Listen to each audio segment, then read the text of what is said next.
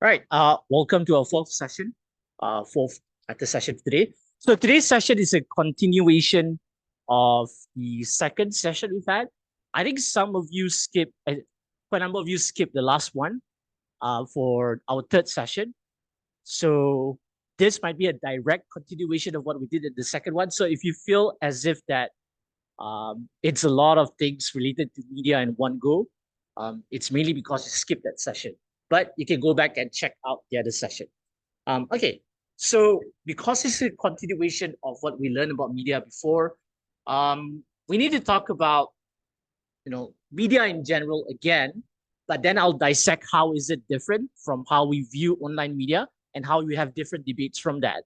So in this session, I'm going to talk about three different questions. First of all, what is online media general? Number two, how has online media changed how we consume the news? And what debates do we have under that? And what kind of arguments that we can use? Or what kind of characterizations that we can use within it? And thirdly, we're going to talk about the future of online media and how it will evolve, and the different discussions after that. All right. So when we want to talk about online media, I would sort of like conflate it with digital media, but online media is not all of digital media, but more like online media is a subset of digital media. The difference doesn't really matter for this slide, but just in case anyone asks in the future, online media refers to, well, media that is online, but digital media is basically any digital content, but not all digital media is online media in general. But again, I will be using them interchangeably for these slides. Now, to understand online media in general, we also have to understand the different periods of online media. And I think some of you might be well versed in this, probably even more well versed when it comes to online media itself. But we can divide online media into three different parts or different sort of like phases in some sense.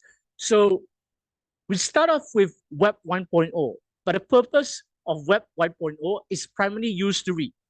I'm not saying that people don't text or message in Web 1.0, or I'm not saying that there are no content creators in Web 1.0.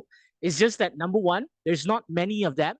But number two, it is not accessible for a lot of people to create content because of that. Because you probably need basic coding skills to basically create content. So it's not accessible for the average person.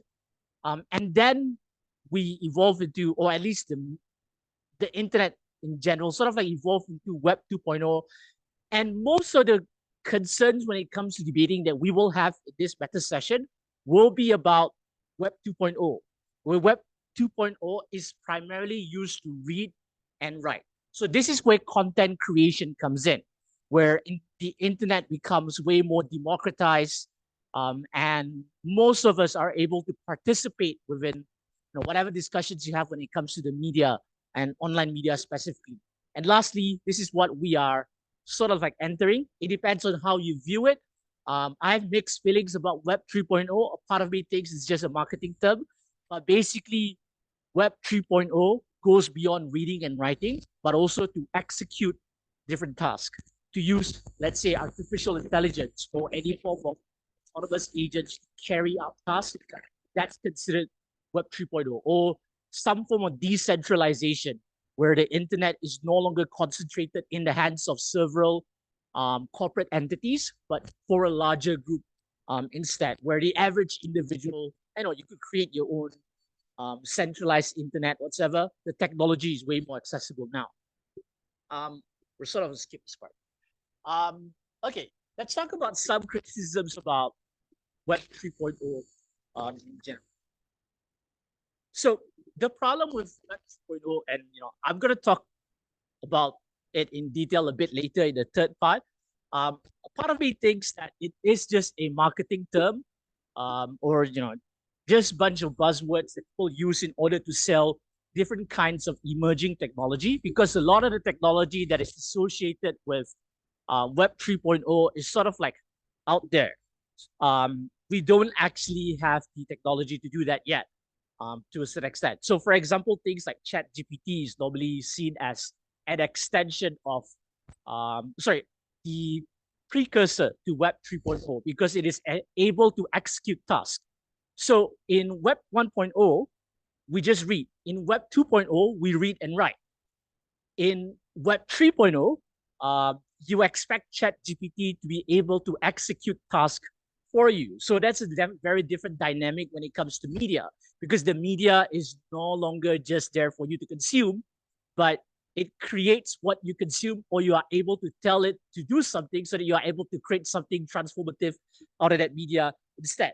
But the problem with this is that is it just an extension of Web 2.0 then? Because it is still reading on your behalf and writing on your behalf, but it's based on what other people read or write in the first place. So it's not an actual, people argue it's not an actual autonomous agent because it's more like detecting patterns within how other people write. So some people argue it's not really Web 3.0, it's still Web 2.0. We don't have the intelligence to create that form of media yet. But anyway, now what's more important is that to understand why we have these different distinctions, it's mainly because these different periods of the internet will have very different social impacts in the end that you can then translate into debating. But a huge chunk of what I'm talking about today is mainly about Web 2.0 instead and the surrounding problems within Web 2.0. But before we get into those problems within Web 2.0, I think we need to make a proper distinction between traditional media and online media in general, and what exactly are the unique parts of online media in itself. So for example, when it comes to online media, it's definitely way more accessible in comparison to regular print media. Everyone can actually go through it. You'll get quick decision making. I'll go deeper into this. You have greater level of interactivity. So when it comes to Web 1.0 or traditional media, including traditional media, we are more like passive consumers. We consume the internet, but we don't actually participate in it because the people who actually write the content for traditional media or Web 1.0 are trained to do that, or probably they have the capital to participate within it. And most of us are locked out of it. But when it comes to most online media, we are active participants. So we actively be part of a certain dialogue or discourse with the people who the people who create content, and we also indirectly create content from that, because all of us can be part of comments, replies, whatever, participate in conversations. They have lower barrier of entry. I don't think you need to spend a lot of money if you want to start a meme page. That's how I imagine it. But the point is that, again, you are able to interact, and then you have a lot of different kinds of media, different niches that you could actually explore within it. But I'll go deeper into this in general.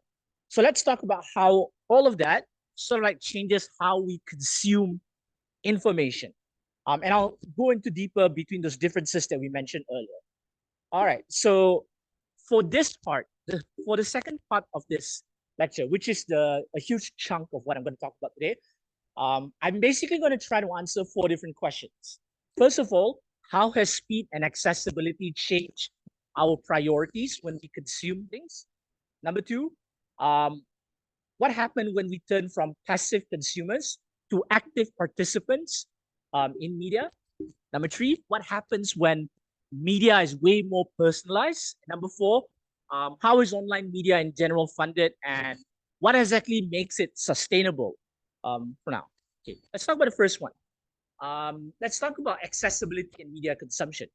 Now, the thing about things, when things become accessible, of course, it's quite intuitive for us to know that it means you have a larger audience, more people are able to access it, and so on. But what it also means is that you have a larger pool of consumers who are then able to create demand for a lot of things. Now, the media is no longer focused on like very hyper local events. So for example, if I start a media company here in Samarkand, I have the whole world as my target audience, or I have the whole world to sort of like target whatever I have eventually. Or if I were to open up a media company that is Malaysia focused today, I don't need to just focus about Kuching. I can focus about like the whole country itself. So there is a shift of priority when it comes to it. So there's several different impacts on why this is good and how this can translate to how we analyze media in general. I think the first more obvious one is that people are able to make better decisions when they have like greater access to media today. And if media companies were to cater to that larger audience in itself. So I think a great example of online communication or how it has become faster would probably be the coverage of COVID-19, where you can basically check updates all the time. You can go on Google and see what's going on, see if your place is considered to be um, like not a safe zone. I forgot what the jargon surrounding it in general. But basically, it helps us make quick decisions in comparison to, let's say, print media, where you probably need to wait for your daily paper or your weekly paper or sometimes monthly paper, or you might have to wait for broadcasts. So the difference when it comes to online media in general is that it helps you make better decisions itself. But I think what most of us care more about when it comes to online media is the availability of different perspectives aside from what has been given in legacy media. So the rise of online media in general allows us to have like different alternatives. So when you already have mainstream media that is already controlled by legacy media or already controlled by several companies, on the other hand, eventually you will have companies who would feel an alternate niche that's able to sort of like provide like a very different account of events or very different understanding of the same set of events, or probably are able to provide the facts that are related to something instead. So their platform will be able to sort of like amplify views that people wouldn't receive within mainstream media. And this is where people are able to make democratic decisions from. So let's say, for example, if you were to live in a country that sort of like heavily regulates media, and if you have alternative media, then you could make choices that's probably fair, choices that includes the negative things they might want to say for the incumbent, because the incumbent most likely would want mainstream media or legacy media to sort of like write nicer things about them, even if they are not explicit about it, like what we learned in the second session for media. Just by virtue of funding, it would lead to them being more friendly towards it. For example, NPR, I would consider them to be independent editorially, or CBC is that Canadian Broadcasting Company. It's a huge issue in Twitter about whether they're government funded or not. Even if they are partially government funded, they would still be nicer towards whoever that's giving them the money, because they write their paychecks, because that is part of their existential, threat or whatever. But the point is that alternative media could become the alternative source of news that you might need, and it could point the opposition in a better light. And I think a great example of how this has changed democracy is probably in Malaysia, where us a lot of media is heavily regulated, especially when it comes to broadcast. It's not easy for you to get the licensing for it. You need a lot of money. Even if you have broadcast rights, BFM can only go so far.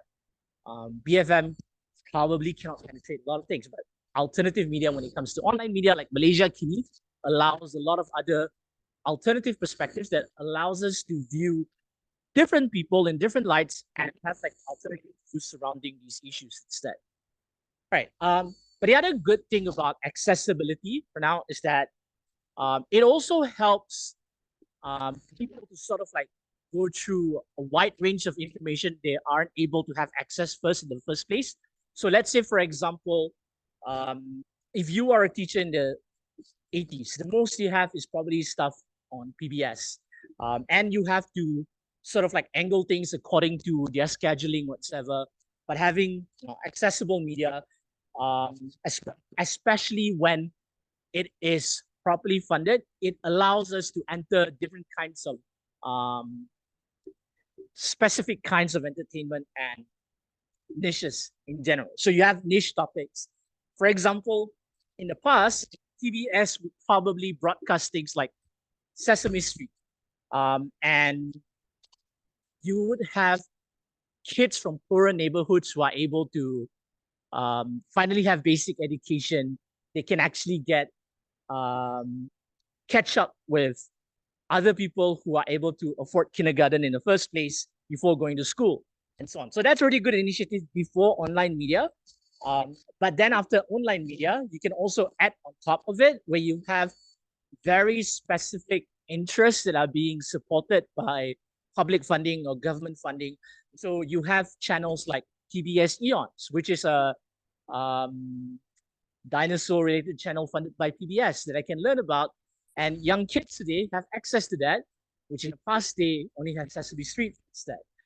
So yeah, you have PBS Eons, Sumfield PBS, and stuff like that. But okay, let's move on into something a bit more concrete instead. So the good thing about online media in general, especially if you have a large audience, is that it sort of like gives the monetary incentive for media companies to go into in-depth analysis for things.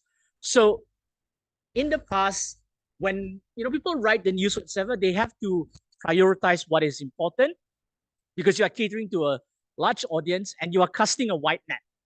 A bit of tangent, but the word broadcast came from casting seats actually. But anyway, yeah. So they're casting a wide net in the past when it comes to broadcasts. So they have to talk about things in a much more general perspective. But because now you have a larger audience, you can tap into a larger market, national, regional, and so on. You can then break down your media company to then focus on analysis for a lot of things. So rather than just talking about breaking news, you can talk about analysis that is related to specific content or specific news that requires greater understanding of the topic. So for example, if you're going to talk about Israel and Palestine, you probably won't learn much from a 1 hour primetime broadcast, but because of online media having like a larger net and there's a larger group of people who are interested in it, they now have the ability to put in money because you have greater demand for this kind of things. So you create different kinds of media ecosystems surrounding different interests. You even create cottage industries around it instead. So you create deeper analysis for even things that originally didn't have an audience. So let's say, for example, if you have a very specific interest, right? Prior to the age of online media, you'll not be able to create a critical mass in order for you to sustain those communities or interests. And then you won't be able to create anything meaningful out of it because you get a bunch of friends, but where exactly going to go for it? But you have online media, wider group of people, and then this is how you can disseminate information, probably even go to start conventions because of it, and so on. But the whole point here is that you have not only unique analysis, you get to sustain niche interests that were not profitable in the first place, but then becomes profitable because you have you found 1,000 people in the country who are interested in it. And if those 1,000 people pays, I don't know, 10 ringgit or $10 a month, you already get 10K. And you could pay a bunch of people with that.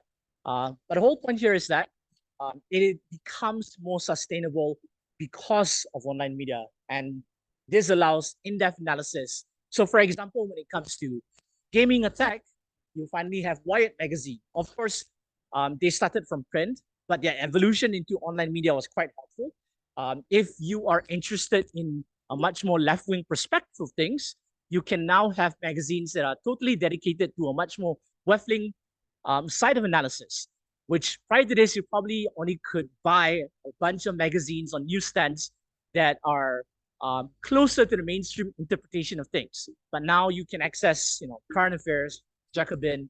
The same thing also happens in the opposite direction, and so on. Okay, so let's talk about some of the problems when it comes to when you have issues of, sorry, not issues of, when accessibility becomes a thing. there's still like downsides to it in some sense. I'm sorry I get to format parts of this, but I will rework parts of it so that the slides will be easier to read next time. I was just compressing so much within the slides. But anyway, so there are several issues when the media industry sort of like realize they have a larger audience. And then I think the first one is that it creates perverse incentives to not care about hyper local issues or local issues, but they would cater towards a larger audience when it comes to like a national standpoint. So you have people consuming news detached from the context and detached from our actual material conditions here instead. So a great example to this, and I like to use this example, is the culture wars going on in the United States, where you have people who probably have never met, let's say, a blue-haired SJW before. They've never seen that. They probably live in Middle America. They probably have never met a trans person, but they care so much about these kind of things. They're willing to drive 2 hours to get to a city to protest a drag show. They have nothing to do with this kind of things, but they still care about it because the media that they consume does not actually talk about their immediate circumstances. They care more about larger issues. And again, also, of course, it's because about politics and we're talking about cultural issues that affect the whole nation, but it's still a really weird priority within media. And you have people who live in the Midwest supporting people like Ron DeSantis in Florida. Of course, again, this is a great. Sorry, this is also an example of how me as a Malaysian, I care more about global politics rather than my local politics because there is more content about it, and everything is filtered through the lenses of something that is larger instead. Because media companies realized that they could cater to a larger group of people, and these are the things that they could get more attention from rather than talking about local issues that impact us directly.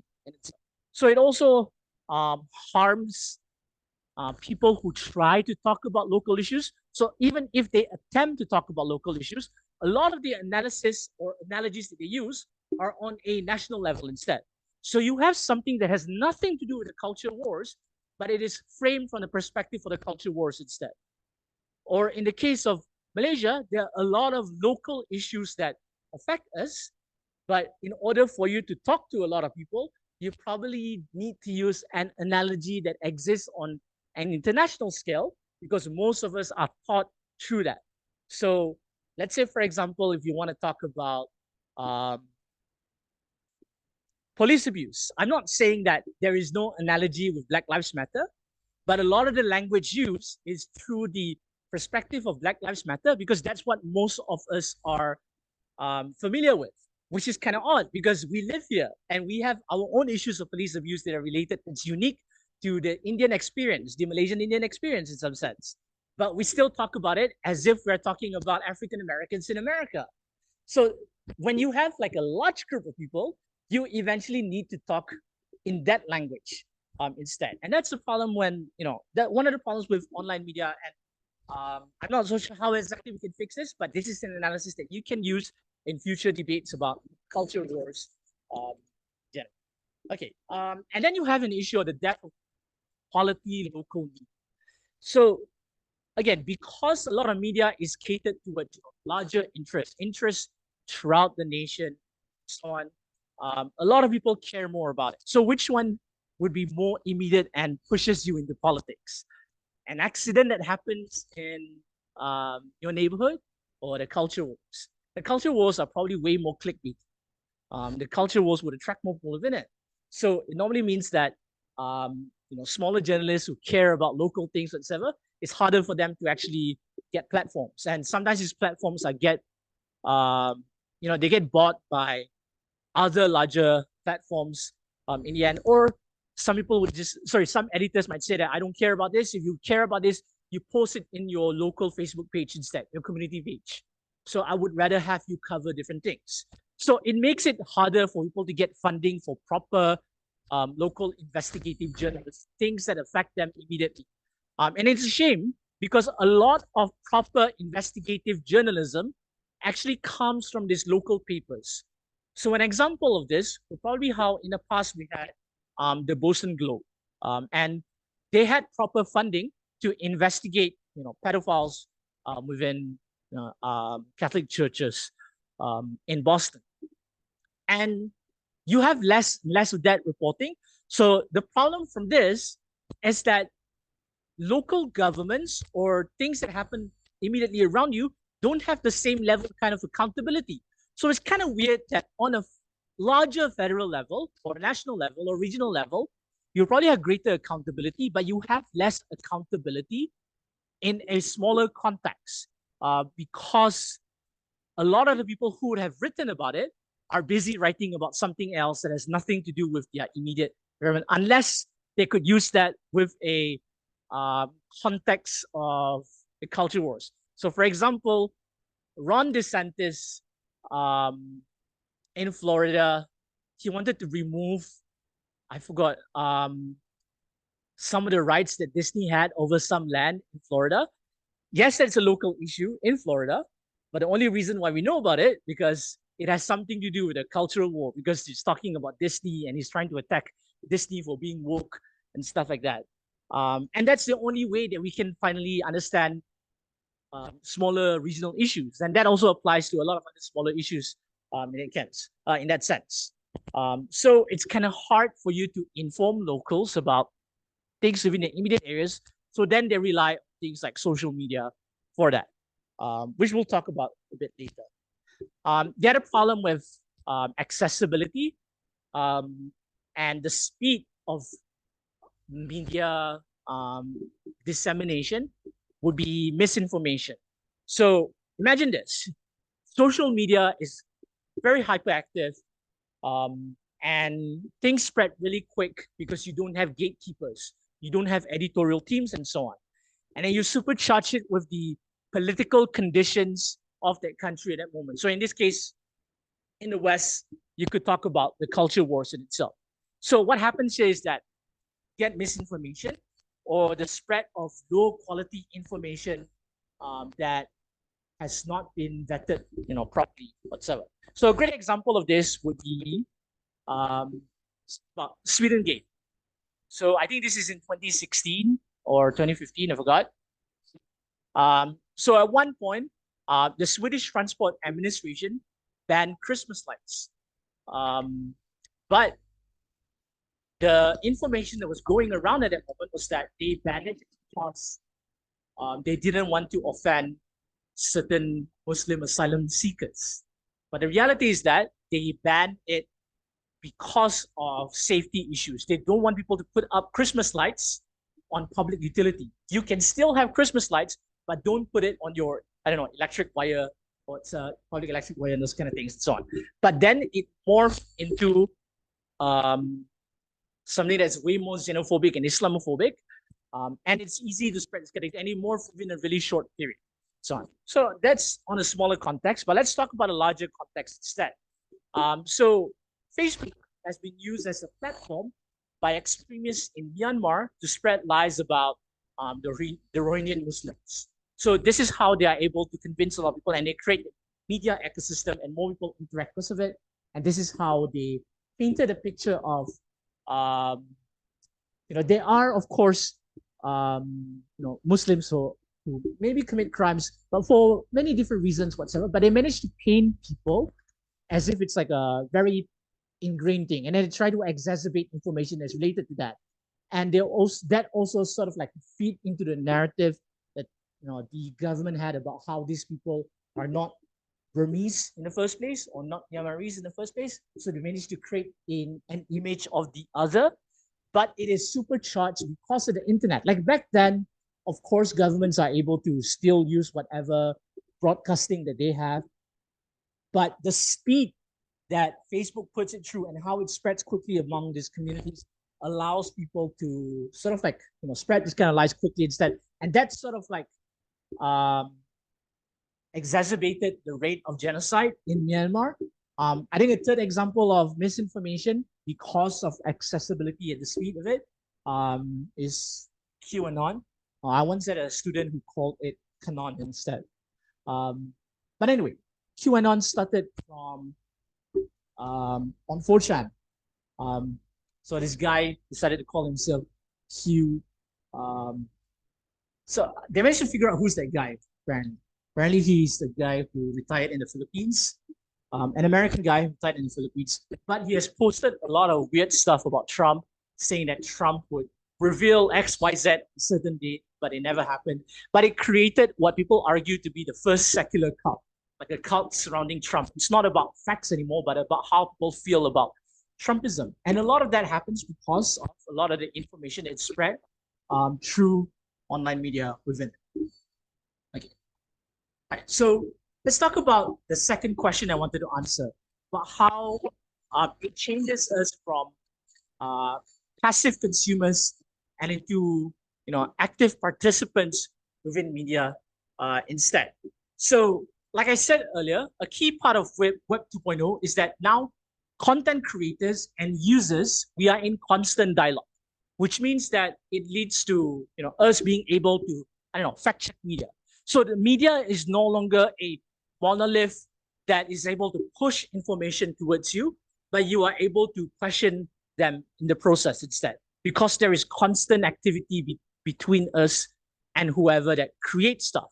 So it allows us to demystify certain media personalities. So in the past, certain politicians are able to put an image because the kind of media that wants to talk to them is actually like a small number of media in general. But now, because they have to be constantly in check and they have to constantly interact with people, they cannot keep up with that image. Of course, I'll talk about the converse of this, about this later, about how people are able to use it. But the point is that we are able to demystify these people. So these people are no longer able to create that personality that's fallible, whatsoever. Whoever creates content, they are able to be criticized within that period itself. So it also shows that we have a very low barrier of entry when it comes to opinions or analysis now. So let's say, for example, in the past, where you have talking heads on television analyzing something. In the past, it's harder for us to negate them quickly. If somebody were to, let's say, claim that they are an expert in something, and then turns out they're just using talking points from a think tank. In the past, they are untouchable. You comment CNN quickly, even though you are in front of the television. But now, you could also analyze whatever that person is saying. And other people who might also be experts are able to refute things as quickly as possible. So there's a lot of pushback whenever things happen and so on. And this is where you don't have to go through a lot of gatekeepers instead. So let's say, for example, you have a media company like the Wall Street Journal. The Wall Street Journal, they might have certain biases. It might not be explicit, but they will probably be more business centric instead. And if you want to talk bad about a certain business and you're a journalist, that's never going to fly in the Wall Street Journal if they were to talk in favor of that specific business. Or if Bloomberg has an interest in something, it's kind of hard for you to talk against that interest in itself.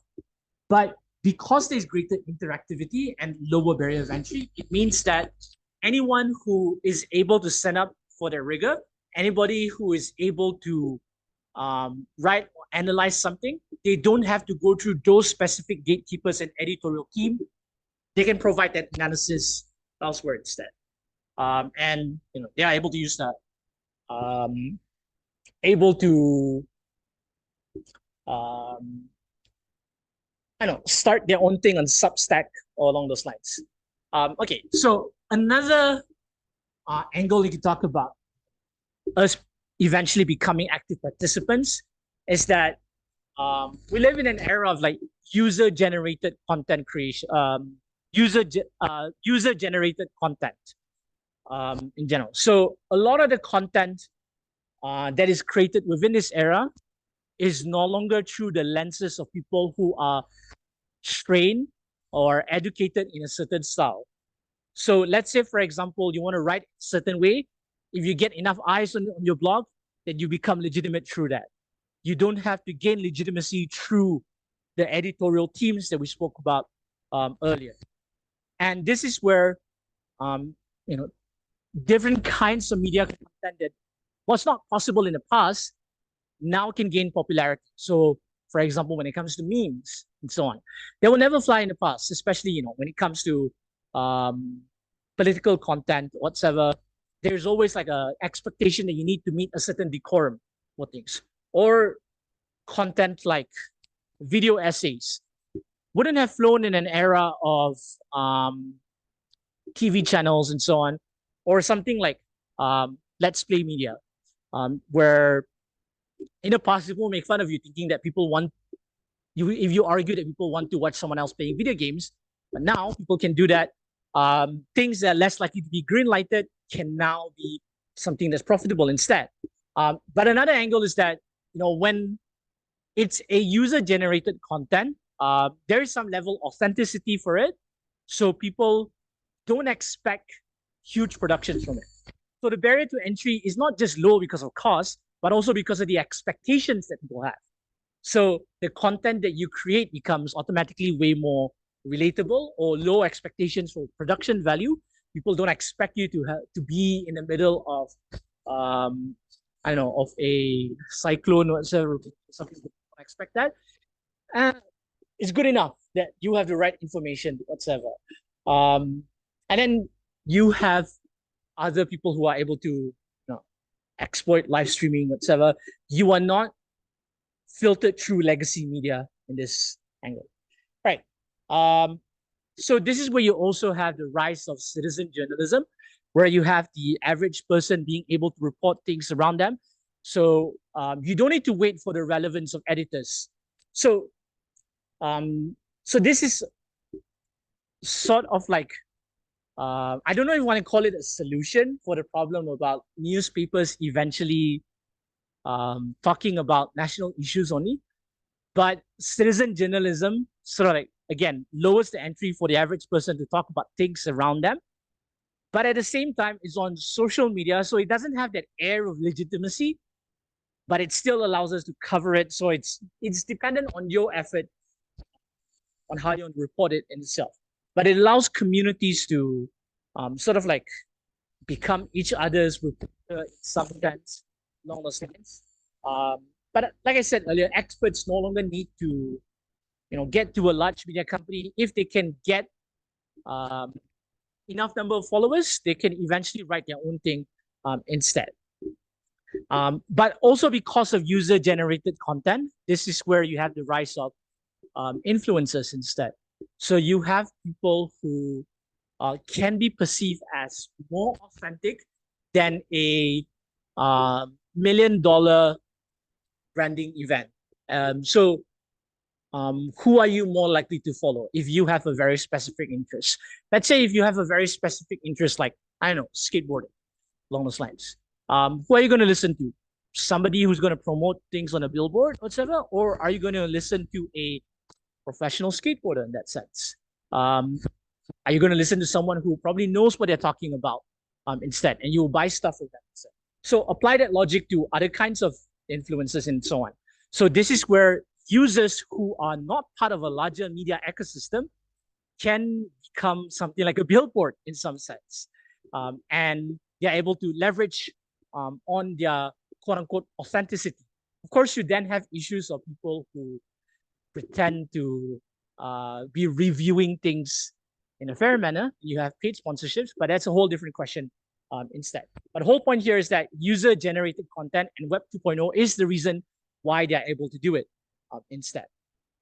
Okay, but then there are several problems when it comes to active participation. And this is where you have bad faith actors who could leverage on this interactivity instead. On a smaller scale, you have cyberbullying, but we can talk about a larger scale instead. And on a larger scale, we can talk about how people who know how to leverage off the attention economy, and they are able to gain prominence through that. So they'll probably, I don't know, post their hot takes, tag someone, whatever it is, or whatever malicious things they want to say. This low barrier of entry has allowed a lot of controversial personalities to say their fringe takes or to spread their fringe ideology, and then eventually companies who use metrics like interactions, engagement, would want to prioritize this content. And because of that engagement, people tend to post more inflammatory things, and that gets promoted throughout the process. And this is where you get things like outrage culture. While to a certain extent, I can understand cancel culture, but you could argue that platforms also have an incentive to make sure that everyone goes neck to neck with each other instead, because they make money out of it. And because things are so easy to do, more people want to be part of it instead. So on a more mainstream side of things, you may have Facebook and Twitter that claims to have content moderation, even though it's not perfect. But on the other side of things, you have places like 4chan or Parler or Gap that doesn't have the same level of moderation or doesn't even have moderation. And this becomes places where, becomes hotbeds for Nazis, racists, misogynists, and so on. And this is where fringe ideas are able to manifest and create a following because the barrier of entry is very low. And then they create their own community because they're able to access a larger group of people. In the past, if somebody, let's say, has like very incel-like ideas, they would stay alone in their room. That's it. That's the end of the story. But because of the low barrier of entry, someone could actually write a blog post about it and post it on 4chan. Or somebody may have radical ideas and post it on Gap, Parler, or Twitter, etc. And some of them knows how to articulate the ideas into something that's a bit more palatable instead, and they know how to disguise things into mainstream vocabulary. Then they use that to eventually gain more attention and eventually get more people to read all these fringe ideas instead. So they become the active participants and they create the media, and eventually they are able to mainstream their more radical beliefs instead. I've spoken about lack of gatekeeping earlier, but let's talk about some personalities here. Let's talk about Milo Yiannopoulos. So Milo Yiannopoulos is a very controversial figure in the sense that he is sort of like alt-right-ish, but he's also gay at the same time.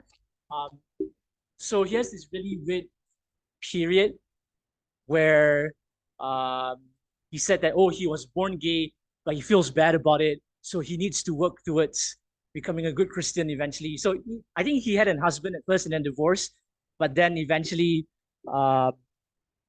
he went on a promotion of like gay conversion and so on, but he's still quite flamboyant regardless. I'll show you a picture of him a bit later on. So yeah, he's one of the reasons why alt-right became a mainstream word, because he wrote like a really long blog post on Breitbart.com about why people are moving away from the alt-right, and his answer was that SJWs are getting way over what they can, and he wrote a lot of anti-feminist content and so on. And then of course you have people like Andrew Tate, Jordan Peterson, and so on. Andrew Tate and his misogynist ideas would probably be filtered out if you were to work within a traditional media ecosystem, because things they say may be too controversial. But in the internet, when you don't have gatekeepers, you can say whatever you want. Plus, you are able to cast a wide net of where you are. So these people may be quote unquote popular, but I wouldn't say that their views are representative of the larger mainstream. But they know how to make it look as if it's large because of how low is the barrier of entry and how they could use that engagement when it comes to the attention economy and get sort of like eyeballs into that instead. And some people do argue that Andrew Tate, yes, he is a misogynist, but some people say that he makes claims that are way more outrageous than what he believes because he wants people to view what he has. I don't personally believe it. I think he is that inflammatory and he does genuinely believe it.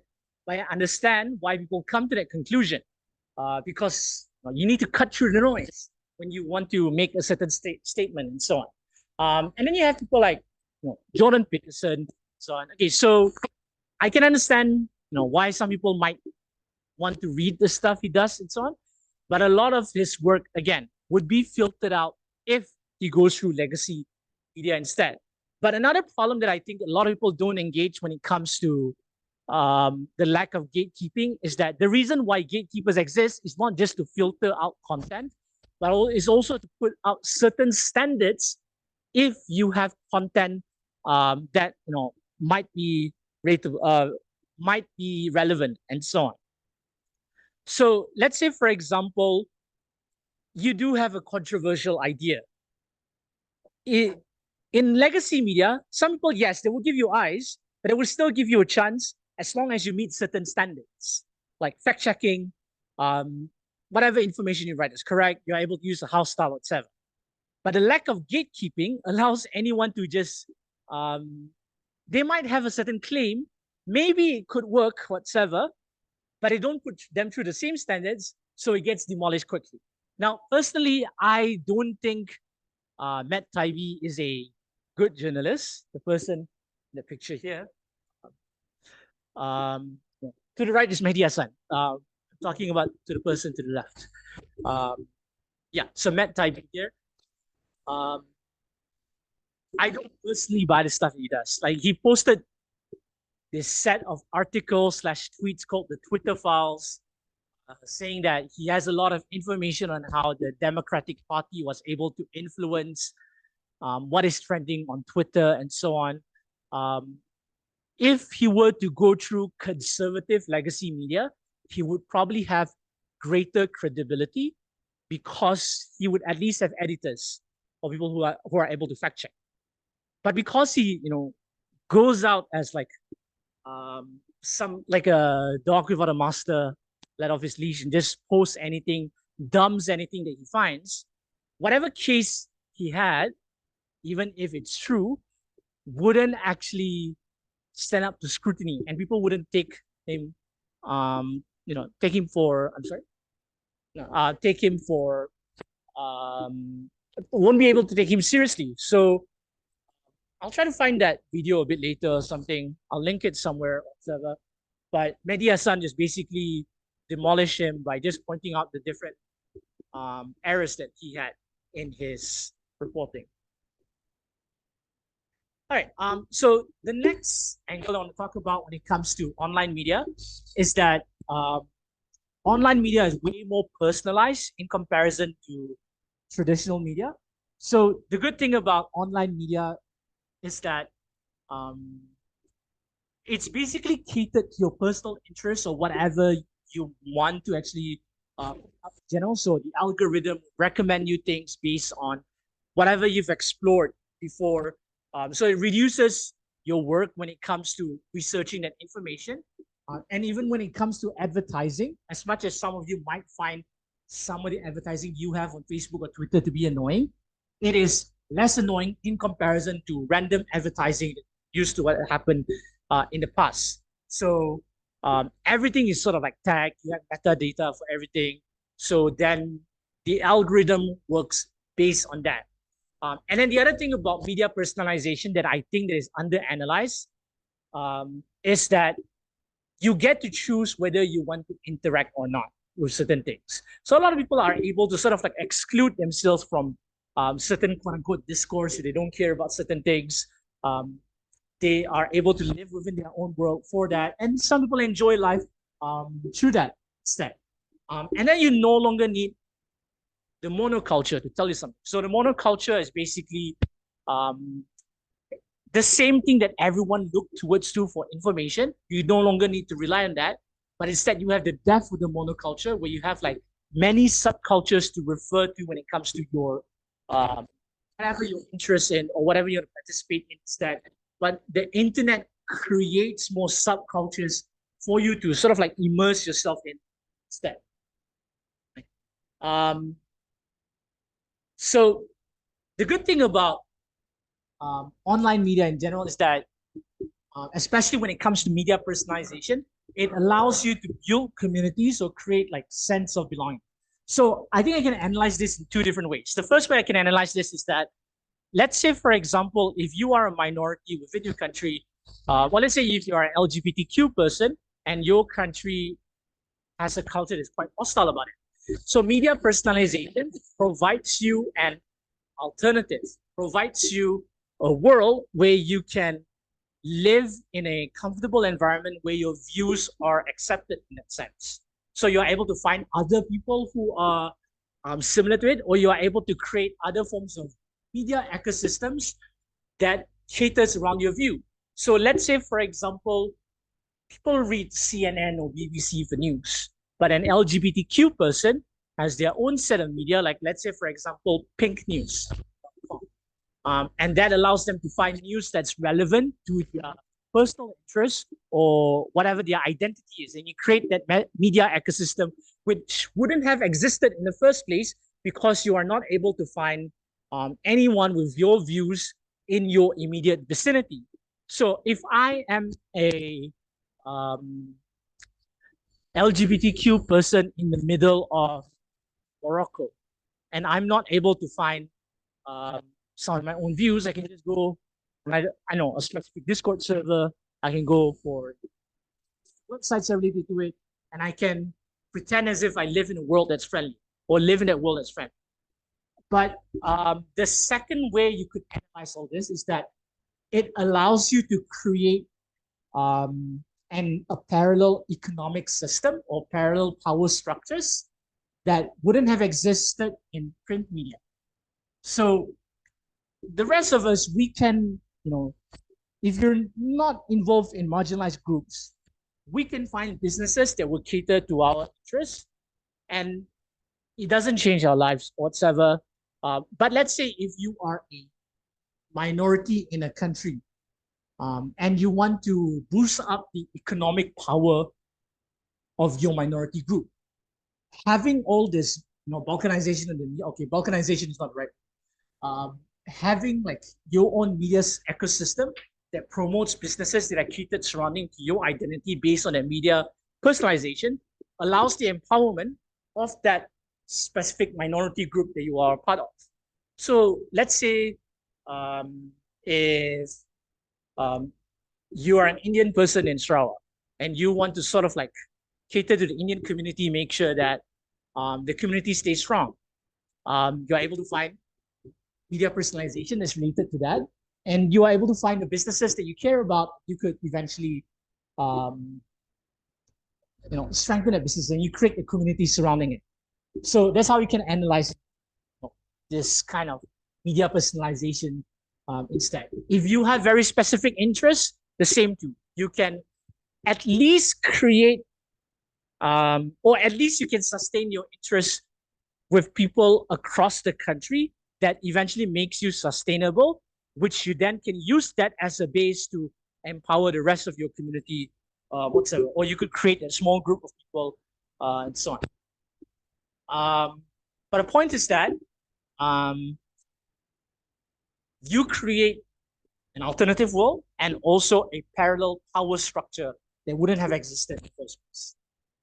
Okay, but there are several problems, of course, when it comes to media personalization. The first and most obvious one is echo chambers. So when all of the media that you consume is already based on what you already believe in, this is where whatever information you say would come back to you again. Like if you were to sit in a room that echoes, that's an echo chamber. So the same case when it comes to media personalization, what you already believe sort of like gets amplified, and you live in a very different world from the immediate surrounding that you have. So because you can choose to ignore certain groups of people, or you relate more to media that has their base broad, and they repeat your views, you get stuck with it. And so one impact from this is that you live in a world that's way more polarized. So let's say, for example, if I have certain left-wing ideas, and all I consume and read is Jacobin, current affairs, and I don't care about whatever, at least in the middle, then I would assume or overestimate the number of people who share my political views. I would think that other people who don't believe in my views are so far away from reality. The same case also when it comes on the right. So you have people who only consume Fox News, they go on Breitbart, they forward whatever WhatsApp messages or go on Twitter and face Elon Musk, whatsoever. More often than not, they would find other tweets that are similar. They would be within an ecosystem and they think that, oh, you hate Elon Musk, you are an outlier, an outcast that's so far away from my social circle instead. So everybody operates on very different worldviews. And it's hard for you to come into a middle because the other person is too far gone for you. They cannot relate to you. You don't even want to relate to them because you have conditioned yourself to ignore things that you like or don't like at that moment. So because of this, you lead to greater radicalization. But this is how QAnon became popular because you have people who are conservative. Maybe they are social conservative, but you still can convince them to go to the middle sometimes, only consuming things that are conservative, and that pushes them to that Overton window. So that pushes their what is acceptable to be discussed. They get stuck with it, and then they go further right on again because what is perceived to be normal sort of like changes, and then that eventually leads to them going to even further right when it comes to politics that is so far off from reality. So that leads to QAnon, or that sort of like pushes people to the popularity of Donald Trump, despite the fact more than half of the United States voted for Hillary Clinton, but he looks bigger than what he actually is because the people who support him are ardent believers because they are trapped within that political polarization instead.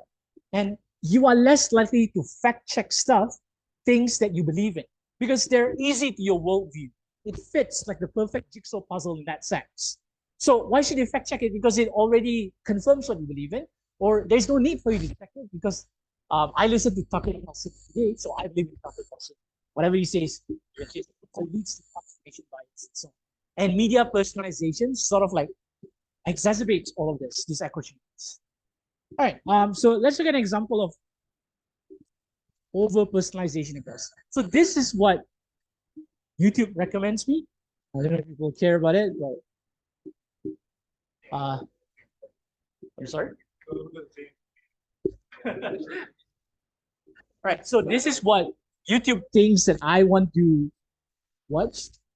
What happens if Erdogan loses? I guess.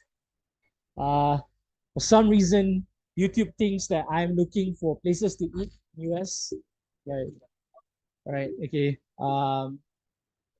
But yeah, I guess when I go to NUS, I will eat at the places that they recommend. But let me show you what is trending in Malaysia instead. So it's a very different world.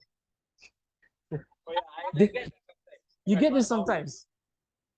I definitely don't look like a power lifter, so I don't know why.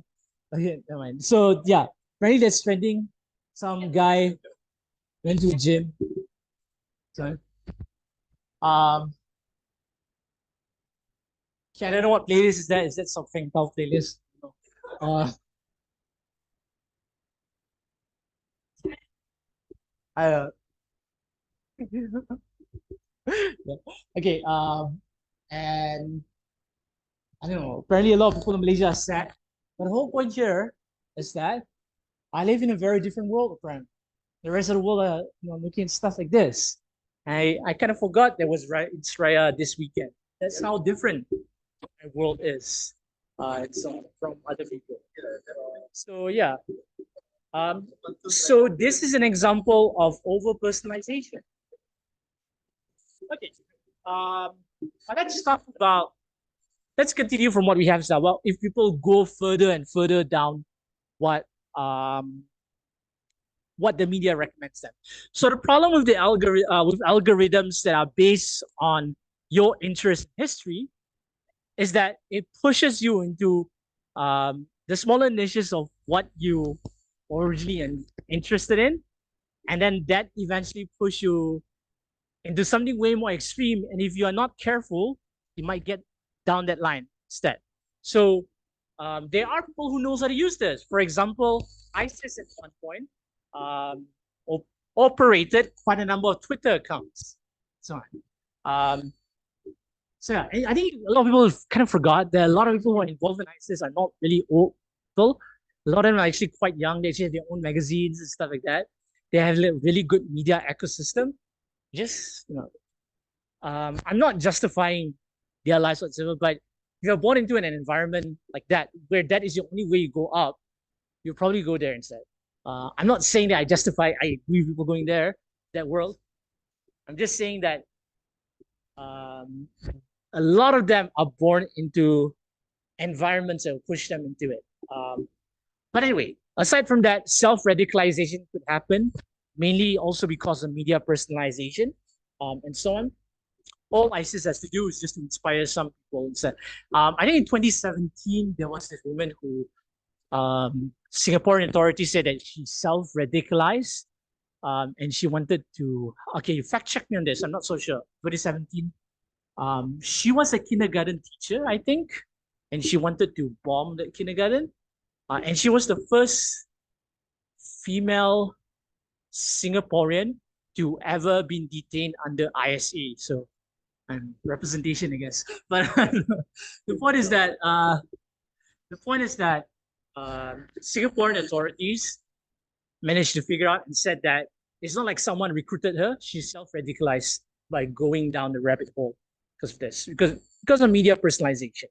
And I guess you could argue in Malaysian politics, TikTok is also a huge pipeline to radicalization that eventually push people into very extreme views that it's a whole different world from what the rest of the world is thinking instead. People kind of forgot that, wait a minute, I live in Malaysia, multicultural society, and so on. But the whole world is about that specific worldview instead. Another example would be the alt-right pipeline. So yeah, this was Milo Yiannopoulos, the guy I mentioned earlier. But anyway, the alt-right pipeline is a good case study of, okay, I want to say case study, but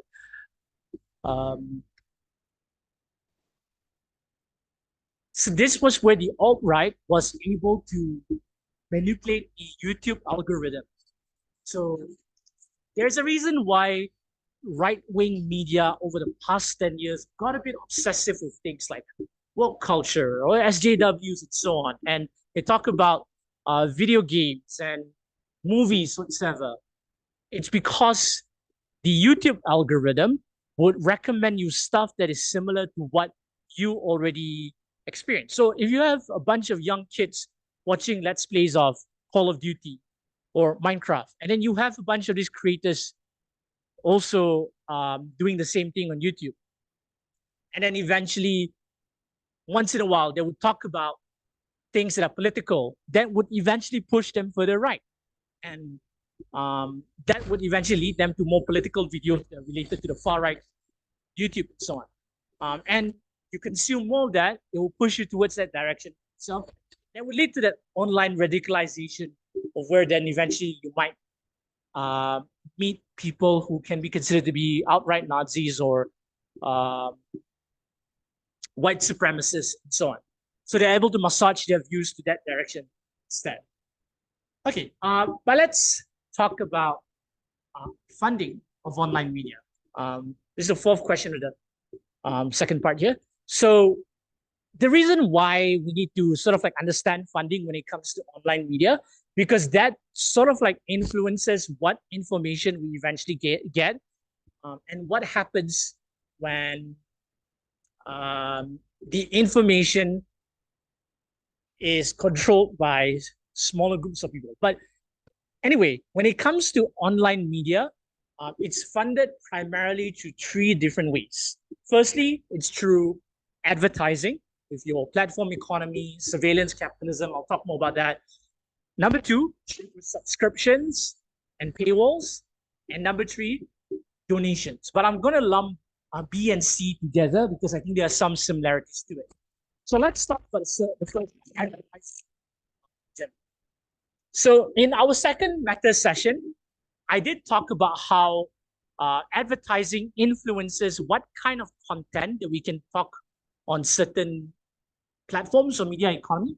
But there's more to it when it comes to advertising. The first one is that, again, you have moderation of issues, like I said in the previous session, where certain content might be perceived to be either offensive or too touchy for them to be sponsored. So people are less likely to talk about them. So let's say, for example, ongoing conflicts. McDonald's wouldn't want advertising right in front of a video about deaths in Ukraine. So it gives a disincentive for people to write more about it or present this kind of things on YouTube instead. So a lot of the things are sort of like minimized, or they're not graphic, or they don't tell the full extent, or they have to find outside sponsors, which is actually harder. And sometimes you would get into really sketchy advertising, like what's the name of that company that offers Lord titles, established titles? That's the name of the company. So you get into sketchy companies like that. Or I don't know. Okay, I don't know if people have heard of Skillshare, but some people argue that Skillshare is quite sketchy, but they're willing to sponsor this kind of businesses because as long as it gets into people's eyes. But there's an issue with Skillshare. People say that it's basically YouTube and paywall, or the content on Skillshare is not curated properly, and so on. And apparently, it was kind of hard to get your money back for all of it. But the whole point here is that advertising will affect moderation, and advertising money would make it hard for people to talk about things that are way more sensitive in comparison. Then you have the second issue when it comes to data collection. You have other privacy issues. The main reason why a lot of the algorithms work is because they've collected your data. They know what you like and so on, and they've collected a lot of this information, and they try to predict what you eventually like. They will cater information based on that, cater advertising surrounding that, so on. And then that would eventually allow these companies to target it. Or what Facebook does is that they probably try to group certain data according to certain demographic, and you target according to that instead. But that also creates risk for people to manipulate this. Let's say, for example, when it comes to political advertising, they try to target you based on the same kind of data that they collected for advertising. So they can use that data for things like psychometrics. So for example, based on what you like, they can figure out what your interests are. So if you like things like guns and so on, they're probably not going to spend that much advertising on you because they know that you already care about the Second Amendment. But let's say if you have a mother who is very anxious about their child, and they guess that through, I know, some blogs that you've read or some influencers that you follow, and they've managed to figure out your anxiety from that. So they will probably target advertising based on that personality of yours. So they would have gun advertising, but a different flavor. They'll probably say that you need guns to take care of yourself from rapists and criminals. So they have a very different language from how they target people who already care about guns and so on. But the whole point is that that can happen because Facebook has collected your data in the first place for advertising. And this is what companies like Cambridge Analytica did, where they are able to buy off data from Facebook and so on. And that sort of like reminded me of something. So when it comes to TikTok, yes, there's also an issue of data, and people accuse that the Chinese government is stealing data from Americans or collecting data on Americans. And I think the most convincing argument I've heard why this is stupid is because if China wants to collect American data, they can just buy it off the market. They don't need access through TikTok and an app. Why spend so much money on that app when they can just go to Facebook and figure out ways to buy them, just like what Cambridge Analytica did?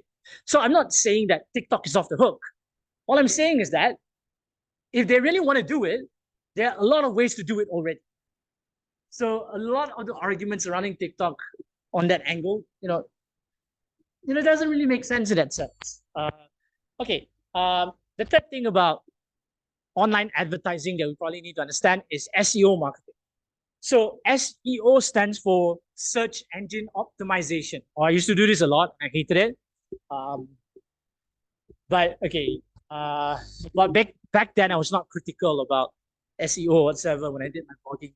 But the whole point here is that when you go on Google and you want to search for something, Google needs to figure out a way to get you to the most relevant information. This is before AI, so but anyway, Google needs to get you there, and the way that they do that is to figure out maybe keywords that are relevant, or figure out the right header for an article, whatever words to it, and what kind of articles do you link within your articles and so on. So then when you are most relevant, Google will push you up. But then at one point, people started exploiting it by bombarding articles with a lot of keywords. Or they use AI to write a lot of stuff, say, use these 10 keywords within it, or say these keywords as many times as possible within this 1,000-word article, so that I can boost everything inside whatever we have.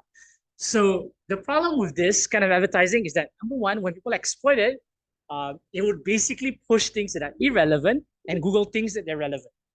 And this is why a lot of people say that Google does not work as a search engine anymore, because it's practically advertising at this point. You key in something, you will get a review instead, or you will get someone who turns out they only put one line that the review is paid by someone. If I want to buy a phone, and I want to ask about a certain complication about a phone, I will get someone's review related to it, which turns out to be an advertisement instead, because it's not an actual review, or I guess what people call it today, paid review or whatever. But the whole point here is that SEO screwed up how people find information and so on. So that's on the advertising side. But then you have a second problem, is that you have malicious political actors who knows how to exploit SEO.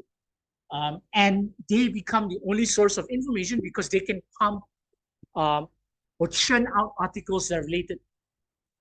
So, for example, Breitbart. Breitbart was run by, what's the name of Donald Trump's strategist? Steve Bannon. Steve Bannon used to run Breitbart. So he knew how to use the right keywords to make sure that people, when they Google something, a Breitbart article comes up and they go down the rabbit hole for it. And the same case happens to a lot of far-right groups that are able to exploit that keywords, those keywords instead, and that allows their articles to climb up. So when people don't, or they ignore all this SEOs or whatever, and of course these people don't have to write quality articles, they just have to churn as many articles as possible to push up their relevancy. They eventually get into people's search engines first, and that changes how people consume information.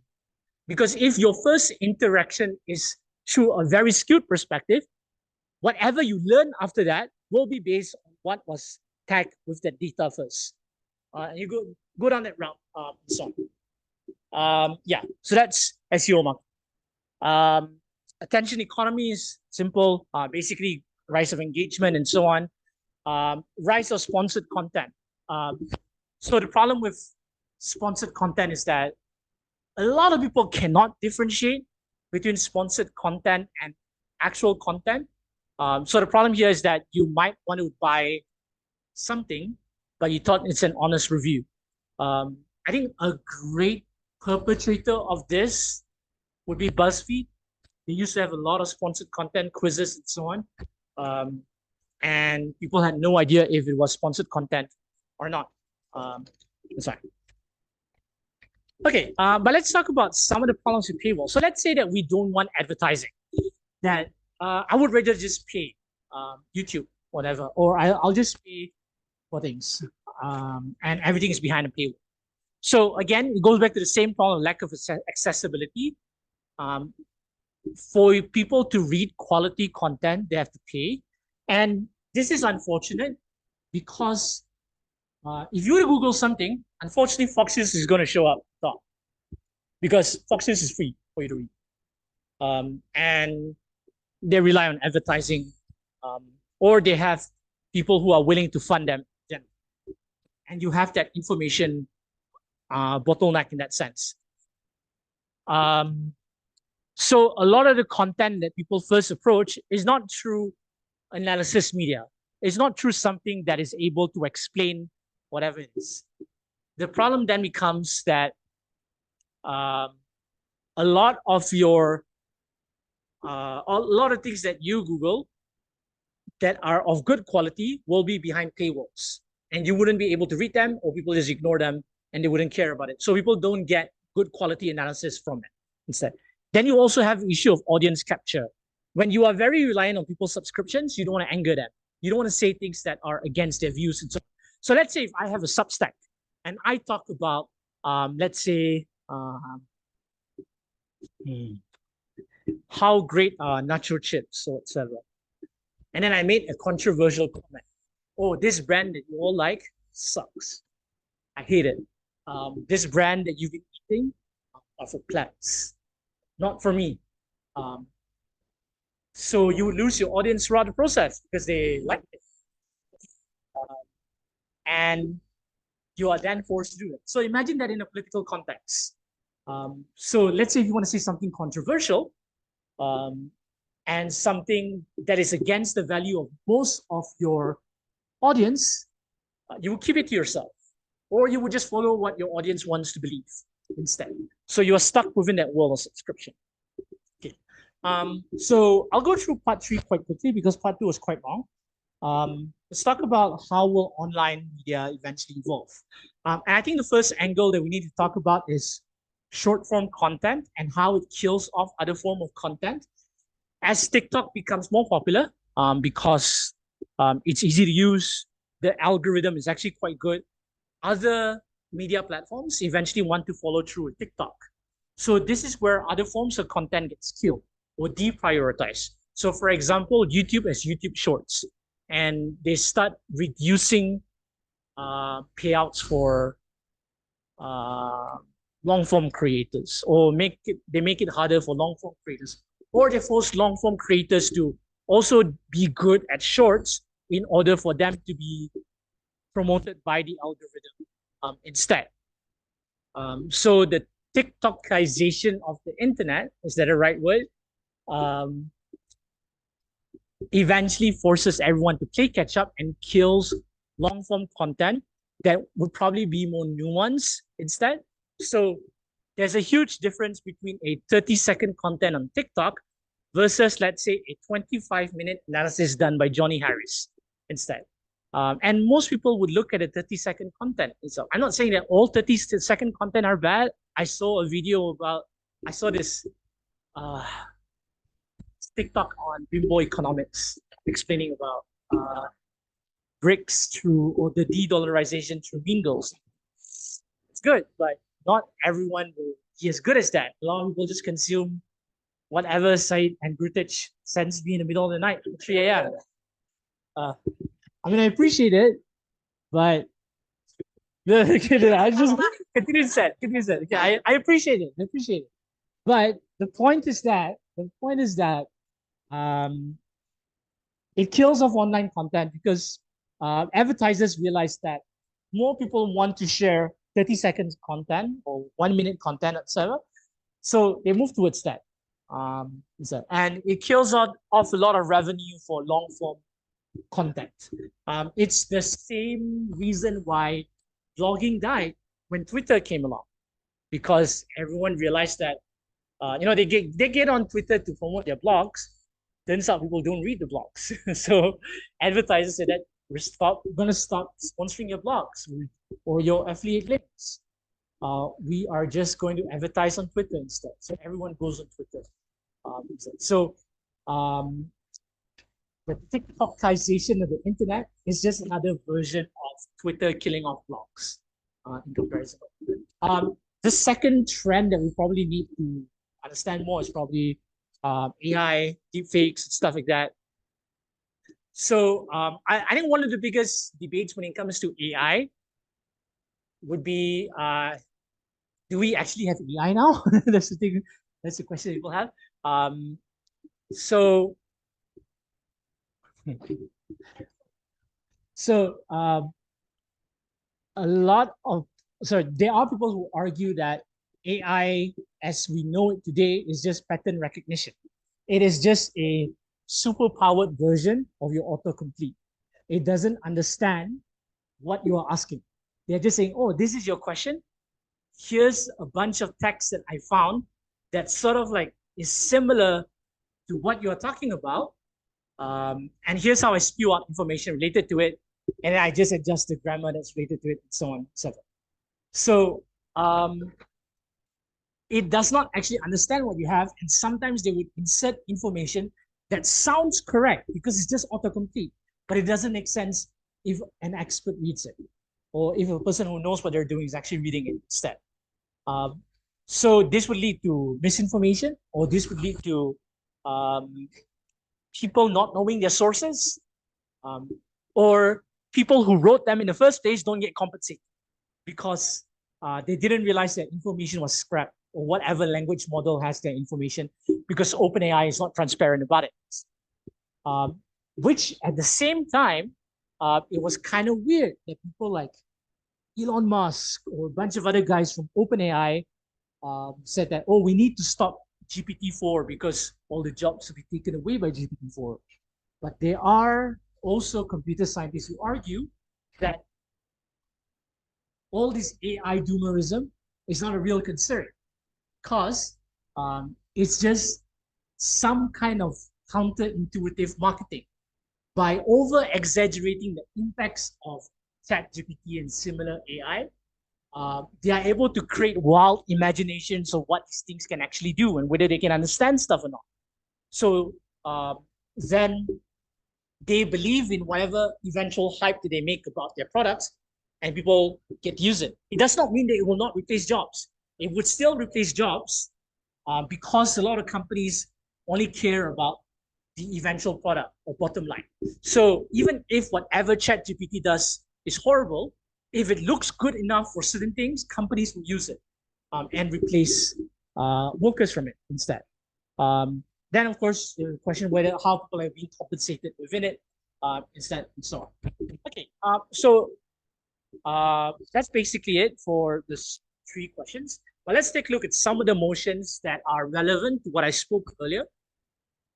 All right. Okay. This house regrets the lack of gatekeeping in online media. I think there's a lot of arguments and characterization you can use from the debate stuff and what I explained just now. This house prefers an internet primarily funded through subscriptions rather than advertising. This house regrets targeted advertising. This is where you can talk about a lot of data collection, so on, and how it can be overbearing at times. This house regrets the over-reliance on social media for news. You can use arguments about political polarization, echo chambers here, culture wars, so it is. This house would encourage a slower news consumption habit. Oh, I didn't talk about doom scrolling earlier. I wanted to talk about doom scrolling. But yeah, so I forgot, when you have an access of media that's accessible, you get into analysis paralysis.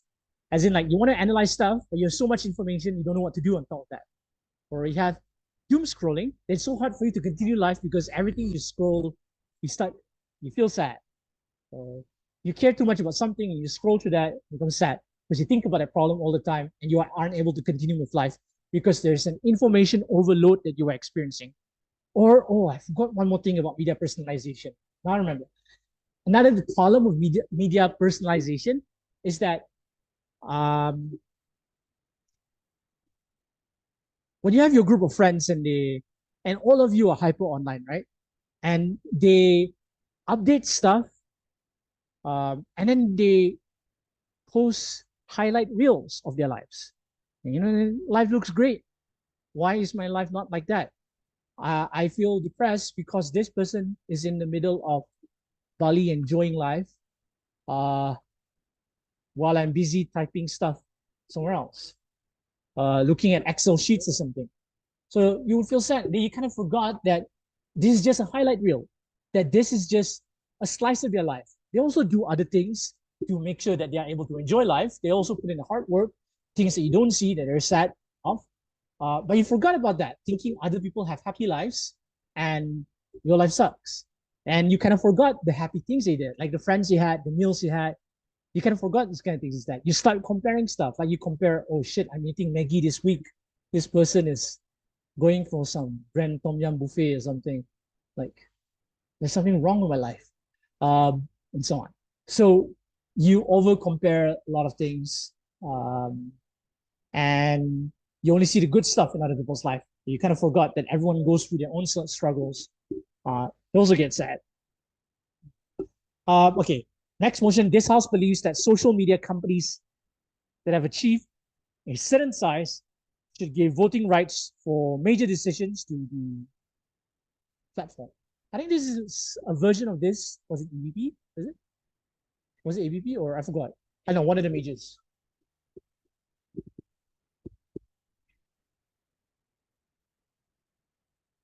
Okay. Um, yeah. This house believes that social media should be responsible for the content posted by users. I think we've done this before. Uh, this house regrets the rise of short form content. This house will require platforms to share a portion of revenue. And this house regrets the rise of influencer marketing. And this house opposes the proliferation of AI generated content. Okay, all right. So that's all for this session. Right. We might have a debate.